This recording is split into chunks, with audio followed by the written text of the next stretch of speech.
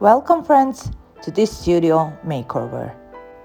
I recently moved and decided to transform this room into my art space and studio.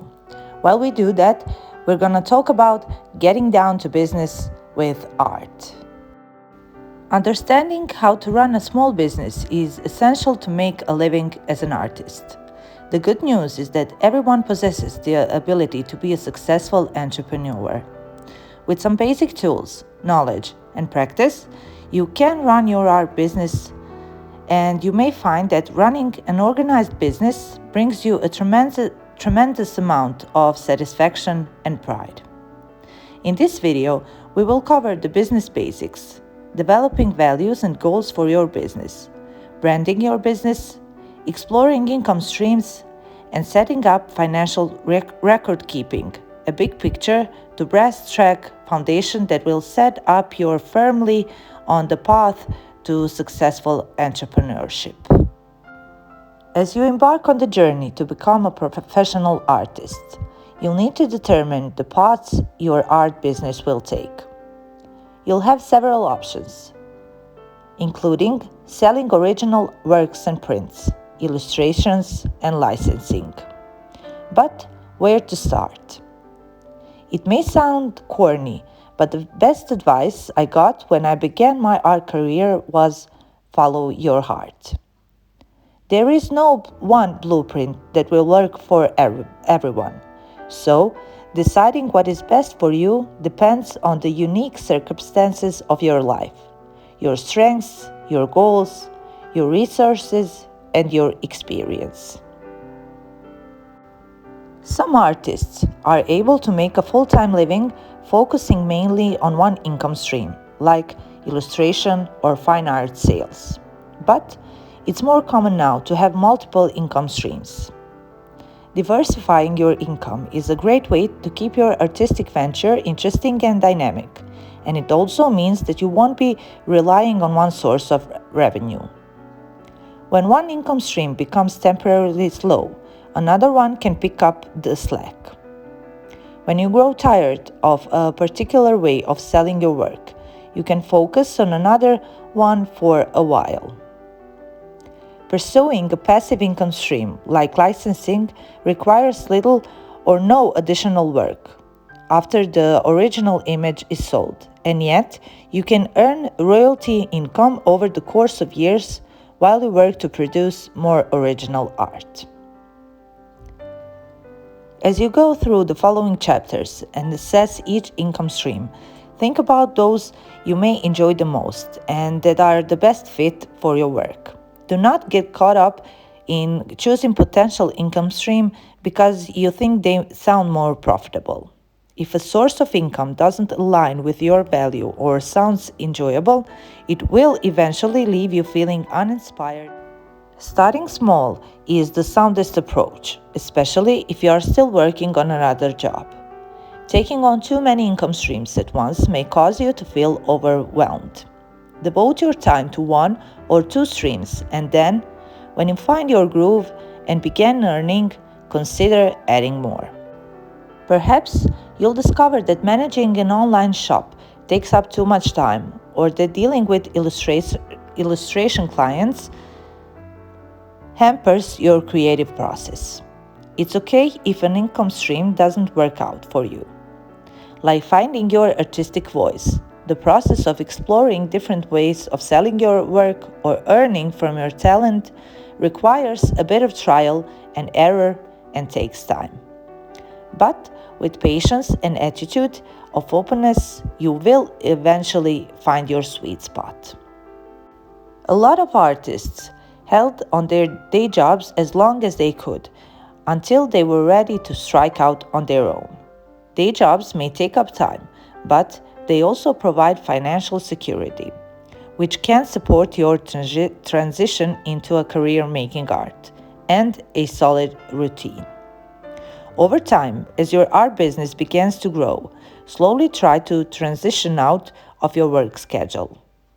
It seems obvious to say, but when you work full-time at your day job, you have only evenings and weekends to make art.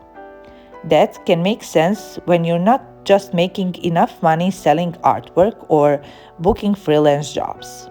But once you gain some market traction and bring in regular sales or gigs, you may want to consider going part-time at your job or finding part-time work. Eventually, you'll recognize you have enough, or close to enough money, coming into the work full-time or going your art business. It feels like a leap of faith to leave a steady paycheck you have become accustomed to, but it's a leap that is worth taking. One of the tools that will help you decide where to begin concentrating your effort is goal setting. First, you must create a vision for your future and take stock of your values to ensure that your goals are aligned with what is important to you. Then, putting together a goal-setting chart will help you actualize them. It's your personal tool, a guide toward meeting your goals. Start where you are now. You can always revise it later. Most of all, dream big and have fun. The first step in setting goals is to make a vision map where you would like your art career to be in 5 years. Don't get tripped out with questions like, what if it's not realistic? Or what if it ends up not like that? It's common when you are mapping your future to question whether something is right goal. At this stage, you don't need to worry about whether you'll enjoy it in the end. You can always revise your goals. Remember, you are the master of your future.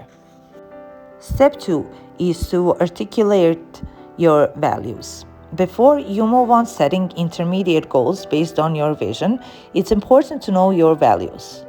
One strategy for coming up with your list of values is to begin with a sentence. Selling my art will feel good as long as I ... or I will feel good about my success as long as I ... Articulating your values through your work and business will ensure that you will execute your goals in a way that is most satisfying for you. You will not only feel good about the work you do, but you will also be able to make decisions with more purpose and clarity.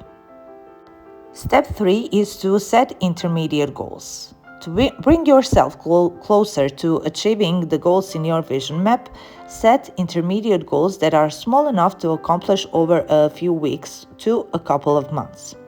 Think about the big goals for the vision map and set 1 to 3 intermediate goals that will work toward achieving them. These intermediate goals should be concentrating and actionable, so you can imagine what the result might look once you meet them. Step 4 is to develop small actionable tasks.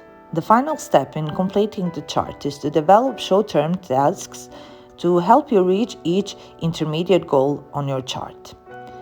Get really detailed when you write short-term tasks. The smaller the task, the more likely you will complete it.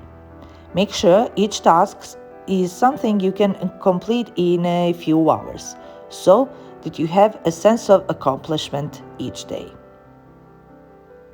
If one of your intermediate goals is to set up an online shop to sell prints of my work, examples of short-term tasks to reach this goal might be: research online shop venues, get paper and print samples, determine what sizes of prints to sell, establishing a pricing structure, determining what shipping supplies I need, purchase the shipping supplies, take photos or scans of my art to turn into prints, and so on.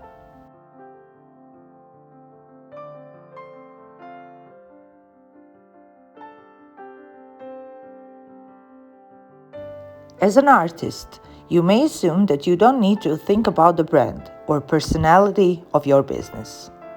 Sure, the look and feel of your art helps establish the basics of your brand, but the personality of your business extends to many other aspects, from the design of your website to how you interact with buyers.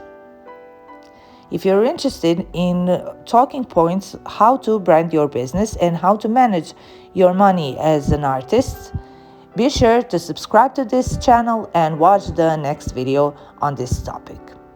Thank you for watching my art studio makeover, and I hope you like this video, and I will see you in the next one. Bye!